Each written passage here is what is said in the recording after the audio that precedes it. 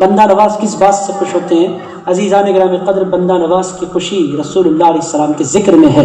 میرے دوستو، ہندوستان میں جو موجودہ حالات ہیں، ہندوستان کے حالات بگڑتے گئے، باضابطہ اس کو بگاڑا گیا، سازشوں پر سازشیں ہندوستان میں کی گئیں، اور دیکھتے ہی دیکھتے ہندوستان کے حالات بد سے بدتر ہوتے چلے جا رہے ہیں۔ میرے دوستو، آپ اپنے سر کی آنکھوں سے دیکھ سکتے ہیں کہ ہندوستان کا موجودہ حال کیا ہے۔ میرے دوستو، ہر طرف نفرت ہے۔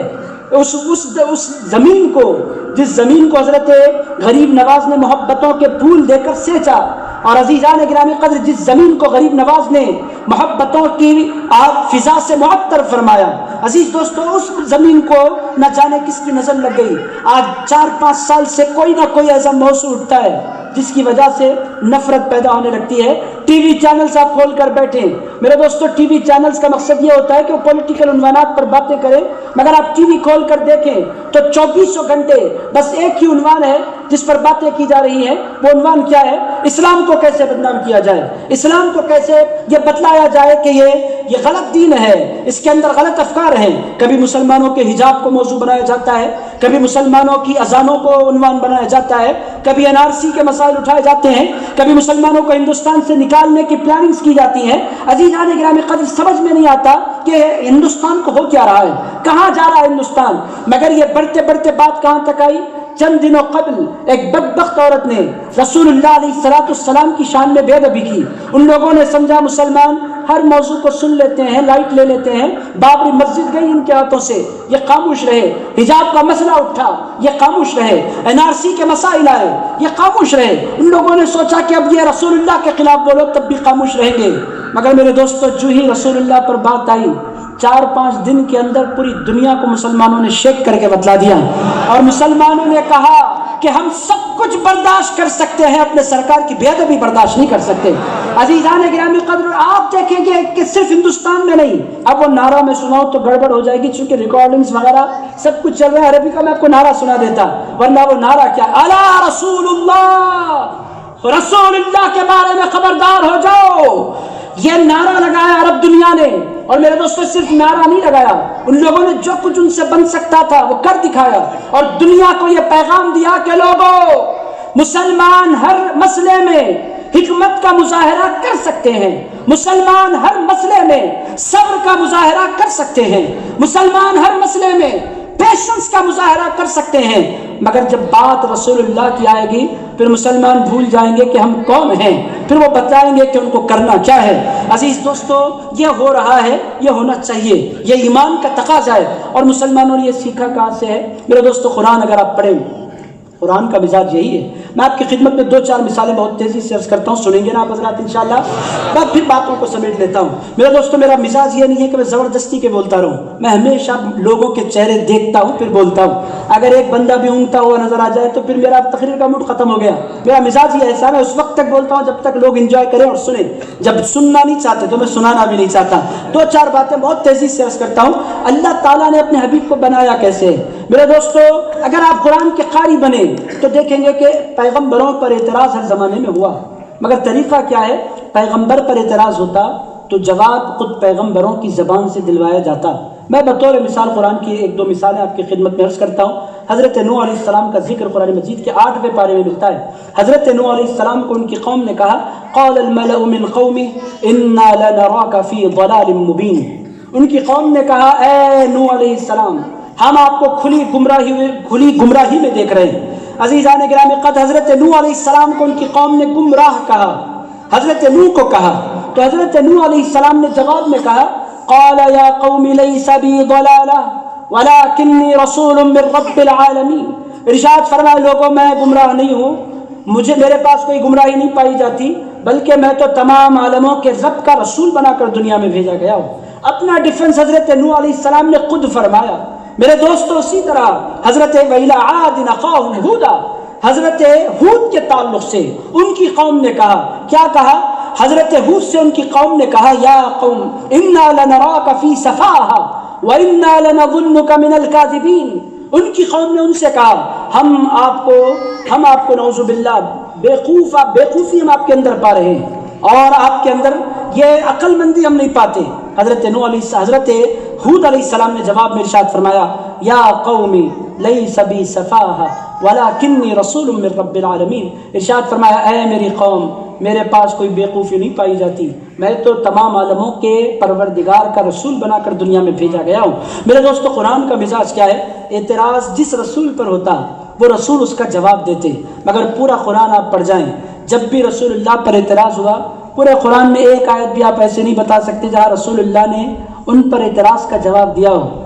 रसूलुल्लाह खामोश हो जाया करते थे, पूरी कायनात का परवरदिगार जवाब इनायत फरमा दिया करता था। मेरे दोस्तों, आज भी जो सोई हुई उम्मत है उसके अंदर ये जागी कैसे, उसके अंदर ये शऊर कैसे आया? और मेरे दोस्तों, हैरत हुई मुझे कल के जो मैंने हालात देखे। अजीज दोस्तों, 2 नौजवानों ने अपनी जानें दे दी। आप लोगों को हैरत हो रही है, एक नौजवान 17 साल का है, एक नौजवान 24 साल का है। दोनों के सामने जिंदगी है, जिंदगी के ख्वाब है। अजीज़ान गिरामी कद्र, माँ भी है, बाप भी है, भाई भी है, बहनें भी हैं, उनके सामने एक पूरी कायनात है जिसको जिंदगी वो गुजारना चाहते हैं। मगर नौजवानों ने क्या किया? उन लोगों ने कहा, हमें जान प्यारी है मगर हमें जान से बढ़कर रसूलुल्लाह की इज्जत प्यारी है। अजीज़ान गिरामी कद्र, जाने दे दी देने वालों ने। हैरत, ये ईमान है। हैरत क्या है अजीज दोस्तों? ये मिजाज कुरान का है।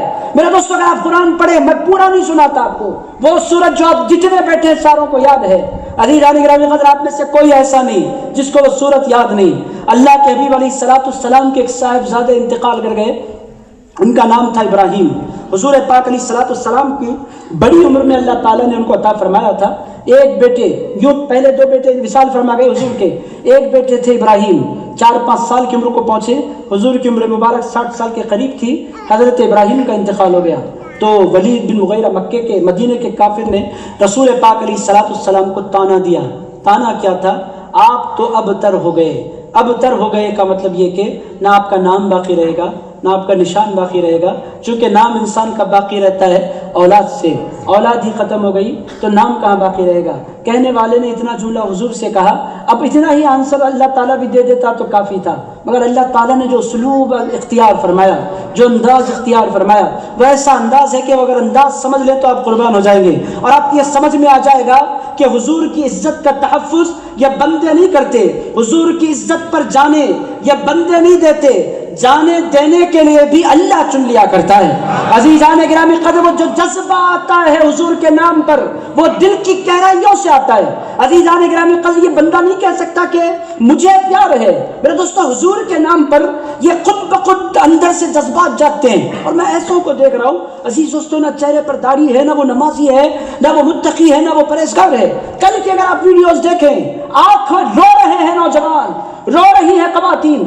ऐसे नौजवानों के बयानात मैंने देखे जो कह रहे हैं कि हमें जिंदगी नहीं चाहिए, हमें बच्चे नहीं चाहिए, हमें घर बार नहीं चाहिए, हम जिंदा रहना नहीं चाहते, हम रसूलुल्लाह के नाम पर मर जाना चाहते हैं।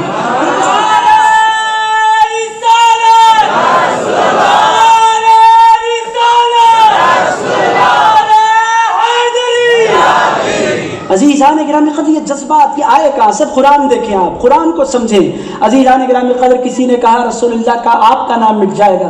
अब जवाब ये था कि मेरे रसूल, आपका नाम नहीं मिटेगा, आपके दुश्मन का नाम मिट जाएगा। ये था आंसर। मगर अल्लाह ताला ने आगाज़ से मुस्तफ़ा, तेरा जिक्र नहीं मिटेगा, जो तेरे जिक्र को मिटाने का इरादा करेगा मैं उसका नाम और निशान दुनिया से मिटा दूंगा। मेरे दोस्त, यही हो रहा है, यही हो रहा है। कुछ लोगों ने गुस्ताखी की इस उम्मीद के साथ कि हमें पोजीशंस मिलेंगी, मिनिस्ट्रियाँ मिलेंगी और बड़े मकामात मिलेंगे।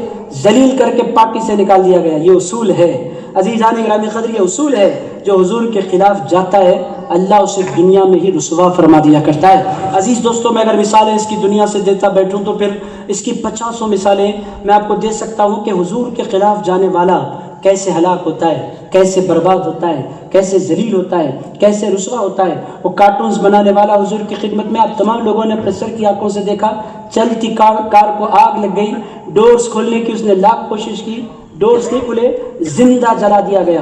दुनिया में ये सब पूरी दुनिया ने देखा, सोशल मीडिया पर ये सारे मनाजिर आप तमाम ने देखे, जिंदा जला दिया गया। अल्लाह रब्बुल इज़्ज़त ने बतलाया कि लोगों, मेरे मुस्तफ़ा करीम के खिलाफ अगर जाओ तो हलाकत है। हिंदुस्तान को भी संभलने की ज़रूरत है, आंखें खोलने की ज़रूरत है। हाथ डालते डालते गलत जगह नहीं डालना, अपने पोजीशन देखना, अपनी हैसियत, और फिर गरीब नवाज के खिलाफ ज़बानें खोलना। तो दोस्तों, इन लोगों को अंदाज़ा नहीं है कि ये कौन हस्तियाँ हैं। یہ کیا کر سکتے ہیں، ان کی طاقت کیا ہے، ان کا اقتدار کیسا ہے۔ اور سرکار پاک علیہ الصلوۃ والسلام کی تو ہستی میں کیا بولوں، آپ کی خدمت میں رکھتا ہوں۔ حضرت امام محمد بیٹھے ہیں دسترخوان پر، قاضی ایاز نے لکھا دسترخوان پر امام محمد بیٹھے ہیں، ان کے بعد قاضی ایاز نے شفا شریف میں اس روایت کو لکھا ہے، دسترخوان پر امام محمد بیٹھے ہیں، تذکرہ نکلا حضور کی پسندیدہ غذائیں کیا تھیں، دسترخوان پر کدو بھی رکھا ہوا تھا، کدو، بہت سے اہل اللہ اس کو کدو شریف بھی کہتے ہیں محبت کی وجہ سے، عزیزان گرامی قدر کدو رکھا ہوا تھا، تو بہت سے لوگ بیٹھے ہوئے تھے کدو کھانے کے لیے، کدو پیش کیا گیا، پھر کیا ہوا، حضرت امام محمد بیٹھے، ایک بندے نے کہا کہ مجھے کدو پسند نہیں ہے، کدو پسند نہیں ہے، کسی کو پسند ہے کسی کو نہیں، اتنی بات اس نے کہی۔ امام محمد نے اپنی تلوار نکال لی، کہنے لگے میں اس کی گردن مار دوں گا۔ لوگوں نے کہا حضرت کدو نہیں پسند ہے تو گردن مار دینا یہ تو ظلم ہے۔ کہنے لگے بات پسند ناپسند کی نہیں ہے، بات یہ ہے کہ اس نے اس غذا کے بارے میں کہا مجھے ناپسند ہے جو میرے سرکار کو پسند تھی، اس نے سرکار کی پسند کے مقابلے میں اپنی پسند بیان کرنے کی اس نے جرأت کیسے کی؟ میرے دوستو یہ ہے مزاج، سرکار کے پسندیدہ غذا پر بھی آپ کو نہیں پسند ہے خاموش ہو جائیے، مگر آپ کو یہ بولنے کی ہمت کہاں سے آ گئی کہ جو سرکار کو پسند ہے مجھے نہیں پسند ہے، اتنی ہمت کہاں سے آئی؟ عزیزان گرامی قدر یہ ہے محبت کا معیار۔ یہاں تک روایتوں میں لکھا گیا ہے کہ سرکار کی نالین کو اگر کوئی تصغیر کر کے چھوٹا کر کے نعیل کہتا ہے کافر ہو جاتا ہے، اگر توہین کی نیت سے حضور کی چپل کے بارے میں، چپل شریف کے بارے میں اگر کوئی چھوٹا کر کے کہے، اس کے مرتبے کو گھٹانے کی نیت سے کہے، کافر ہو جاتا ہے۔ میرے دوستو حضور کی نالین کی یہ شان ہے تو پھر حضور کی ذات کی شان کا اور عظمتوں کا عالم کیا ہوگا؟ اخلاق دیکھو، میرے حبیب کا قصہ ہی ختم ہو جاتا ہے۔ مجنون کے کہیں اتنے اچھے اخلاق بھی ہوتے ہیں، اتنے عمدہ اخلاق بھی ہوتے ہیں، دشمنوں کے لیے چادریں بچھانے والا وہ میرا مصطفیٰ ہے۔ عزیزان گرامی قدر پتھروں کی برسات کرنے والوں کو دعاؤں سے نوازنے والا وہ میرا مصطفیٰ ہے۔ عزیز دوستو راہ میں کانٹے بچھانوں کی عیادت کرنے والا وہ میرا مصطفیٰ ہے۔ اللہ تعالیٰ فرماتا ہے کس کے خلاف کہہ رہے ہو؟ یہ 3 مثالیں اللہ رب العزت نے دی۔ اور میرے دوستو قرآن کے مزاج کو جب مسلمانوں نے سمجھا، مسلمانوں نے بھی تہیہ کر لیا کہ ہم سب کچھ برداشت کریں گے، اپنے سرکار کی بے ادبی ہم برداشت کرنے والے نہیں۔ عزیز دوستو یہ مزاج ہے، یہ مزاج رہنا چاہیے۔ ہر چیز میں کمپرومائز ہو سکتا ہے، رسول اللہ کی ذات کے معاملے میں نو کمپرومائز۔ آپ ہمارے باپ کو گالی دیں ہم سن لیں گے، آپ دادا کو گالی دیں، غصہ تو آتا ہے انسان کو مگر برداشت کر سکتا ہے مسلمان۔ دادا ہے، میرا دادا ہے، مگر رسول اللہ کسی فرد کے دادا نہیں ہے، پوری کائنات کے آقا کا نام رسول اللہ ہے۔ عزیزان گرامی قدر وہ اللہ کے محبوب ہیں، وہاں کمپرومائز ہو ہی نہیں سکتا۔ نہیں صبر کر لیں، وہاں صبر کا مرحلہ ہے ہی نہیں، ہمارے ہاتھ میں ہی نہیں ہے۔ میرے دوست بات آتی ہے، میرے دوستو فاروق اعظم ضرور یاد آ جایا کرتے ہیں۔ اب میں فاروق اعظم کی پوری زندگی کے سارے واقعات نہیں سناؤں گا، گھنٹوں لگ جائیں گے۔ ایک سنا دیتا ہوں ایمان تازہ کرنے کے لیے، بہت مشہور واقعہ ہے، قرآن میں بھی اس کو اللہ تعالیٰ نے نقل فرمایا ہے۔ وہ سناتے ہوئے باتوں کو ختم کرتا ہوں۔ مزاج آپ جانیں صحابہ کا، اللہ کا مزاج میں نے آپ کی خدمت میں عرض کر دیا۔ اب میں نے 2 مثالیں دی ہیں، اگر قرآن پڑھیں تو جگہ جگہ پر آپ کو اس کی مثالیں مل جائیں گی۔ تبت یدا پورے کا پورا اسی بات کا مظاہرہ ہے۔ حضور نے ہاتھ اٹھا کر لوگوں کو بلایا، ابو لہب نے کہا تیرے ہاتھ ٹوٹ جائیں، نعوذ باللہ۔ اللہ تعالیٰ نے پوری صورت نازل فرمائی، تیرے ہاتھ ٹوٹ جائیں، تیرا مال برباد ہو جائے، تو ہلاک ہو جائے، عزیزان گرامی قدر تیری بیوی مر جائے۔ اب انداز دیکھے تبت یدا کا، اس نے کہا تیرے اے مصطفیٰ آپ کے ہاتھ ٹوٹ جائے۔ اللہ نے جو جلال فرمایا، اس کی بیوی کے گلے میں رسی کا پھندا ہے، وہ مر رہی ہے ذلیل۔ آپ اگر دیکھیں تبت یدا، جلال کا اظہار صرف اور صرف جلال ہے۔ اور عزیز دوستو اللہ کو کہنے کی ضرورت نہیں، بولے تو مار دے سکتا، مر جاتا تھا، مگر اللہ نے فرمایا مرنے کا حکم بھی دوں گا، ذلیل بھی کروں گا، اور میرے مصطفیٰ کے خلاف کہنے والوں کے خلاف میں قرآن میں آیتیں بھی نازل فرما دوں گا، تاکہ دنیا کو پتہ چلے کہ مصطفیٰ کے دشمنوں کو گالیاں دینا پروردگار کا طریقہ ہے، ان کی مذمت کرنا یہ اللہ کا مزاج ہے۔ عزیز دوستو آخری بات حضرت فاروق اعظم رضی اللہ تعالیٰ عنہ کی عرض کروں، بہت مشہور معروف واقعہ۔ مدینہ منورہ میں 2 لوگ آئے حضور کی خدمت میں، یا رسول اللہ، ایک مسلمان تھا ایک یہودی تھا، 2 لوگ آئے، حضور ہمارا فیصلہ کیجئے، پانی کا مسئلہ ہے، ہم دونوں کے کھیت ہیں اور پانی مسلمان کہتا ہے میرا ہے، یہودی کہتا ہے میرا ہے۔ حضور نے فرمایا جگہ کیسی ہے، پانی کیسا ہے، بدلا دو۔ ساری تفصیل ان لوگوں نے رکھ دی۔ حضور نے پورا قصہ، وہ ناانصافی کہاں سے کرنے والے، وہ عدل والے رسول، ارشاد فرمایا پانی پر پورا اختیار یہودی کا ہے، یہ مسلمان کا قبضہ زبردستی کے کرنے کی کوشش کر رہا ہے، حکومت ہونے کی وجہ سے مدینے میں، ایسا نہیں ہو سکتا، میرا فیصلہ یہودی کے حق میں۔ وہ دونوں نکل گئے حضور کی بارگاہ سے۔ وہ جو مسلمان تھا اس نے کہا میں قبول نہیں کرتا یہ بات، صدیق اکبر کے پاس جائیں گے۔ دونوں پھر صدیق اکبر کے پاس جائے، صدیق اکبر نے پورا قصہ پھر سے سنا، سننے کے بعد فیصلہ سنانے کا ارادہ کیا۔ وہ جو یہودی تھا اس نے کہا آپ فیصلہ کرنے سے پہلے اتنی بات سن لیں میرے حق میں یہودی کے حق میں رسول اللہ نے فیصلہ فرما دیا۔ صدیق اکبر نے کہا سرکار نے فیصلہ کیا تو تم میرے پاس کیسے آئے، چلو یہاں سے نکل جاؤ، جتنا کہنا تھا، نرم طبیعت میں نرمی تھی، غصے میں آئے، جلال فرمایا بھیجا دیا۔ عزیزان گرامی قدر موت پکاری تھی اس کی، اب کیا ہوا ذرا سنیے، سیدھے بولا باہر نکل کر صدیق اکبر بھی سپورٹ نہیں کر رہے ہیں، سیدھا فاروق اعظم کے پاس جانا چاہیے، وہ زبردست غصے والے ہیں، وہ جلال والے ہیں، تلوار ہمیشہ تیار رہتی ہے، ان کے پاس جانا چاہیے۔ اب موت پکاری اس کے، سنیے کیا ہوا، سیدھے حضرت فاروق اعظم کے پاس آئے۔ حضرت فاروق اعظم مہمان آئے، بٹھایا، اب اس زمانے میں چائے تو نہیں تھی، جو بھی پیش کرنا تھا پیش کیا، بٹھایا، کیا قصہ ہے حضرت، ہم آپ کے پاس فیصلہ کرانے کے لیے ہیں۔ کیا فیصلہ ہے؟ یہ زمین ہے، حضرت پانی کا قصہ جھگڑا ہے، پورا قصہ پھر حضرت فاروق اعظم نے سنا۔ اس کے بعد حضرت فاروق اعظم فیصلہ سنانا چاہتے ہیں، مسلمان ہے ہمارا دینی بھائی، ارادہ فرما رہے ہیں۔ یہودی نے کہا حضرت آپ فیصلہ فرمانے سے پہلے اتنی بات سن لیں کہ آپ کے رسول نے میرے حق میں فیصلہ فرما دیا۔ حضرت فاروق اعظم نے فرمایا رسول اللہ نے واقعی تیرے حق میں فیصلہ دے دیا؟ کہنے لگے ہاں۔ مسلمان سے پوچھا تو نے نہیں مانا؟ حضرت آپ کر دیجیے نا، میرا قصہ میری طرف سپورٹ میں کر دیجیے، آپ کے ہاتھ میں قصہ ہے۔ حضرت فاروق اعظم نے فرمایا ذرا ٹھہرو، ابھی اس قصے کو پورا کر دیتا ہوں۔ اندر تشریف لے گئے تو وہ جو یہودی تھا تھر تھر کانپنے لگا، اب تو تلوار نکلنے والا، واقعی تلوار نکلی۔ حضرت فاروق اعظم تلوار لے کر باہر آئے تو جو مسلمان تھا وہ بہت مسکرانے لگا، اب تو زبردست قصہ ہونے والا ہے۔ حضرت فاروق اعظم کی تلوار ہوا میں لہرائی، دیکھتے ہی دیکھتے اس مسلمان کے جسم کے دو ٹکڑے ہو گئے۔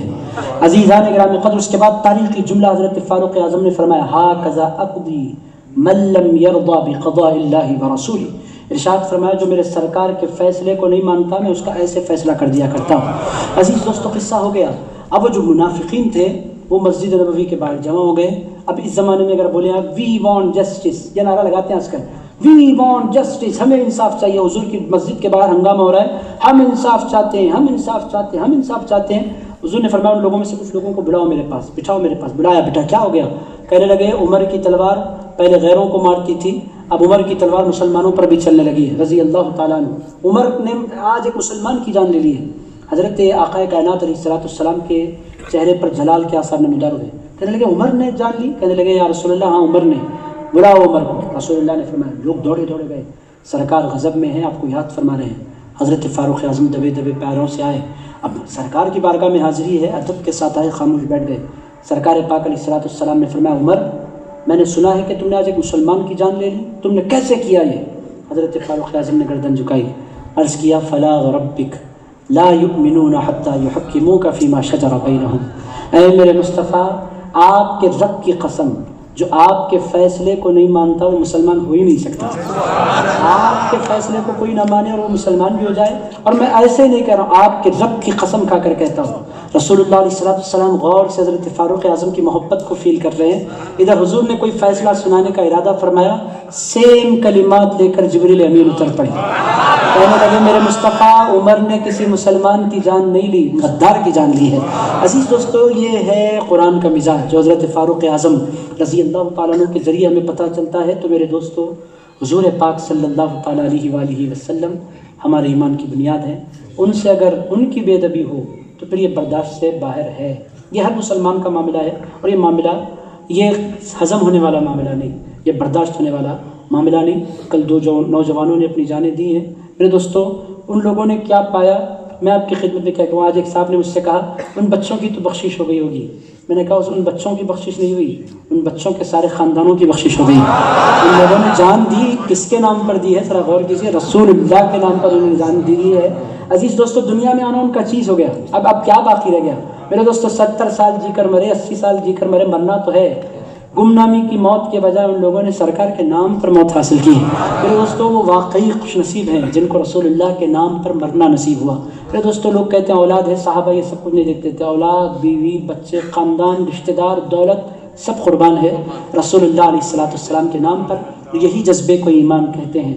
میرے دوستو، یہ جذبے کو زندہ رکھنے کی ضرورت ہے۔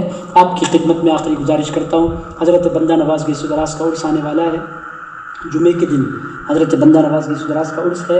آپ تمام سے گزارش ہے کہ جو جا سکتے ہیں جائیں، جو نہیں جا سکتے کم سے کم اپنے گھر میں حضرت بندہ نواز گیسو دراز کی فاتحہ ضرور دلائیں، کیونکہ وہ ہمارے بادشاہ ہیں۔ میں امید کرتا ہوں کہ آپ ان باتوں پر غور فرمائیں گے اور حضور پاک علیہ السلام سے بے پناہ پیار کریں گے۔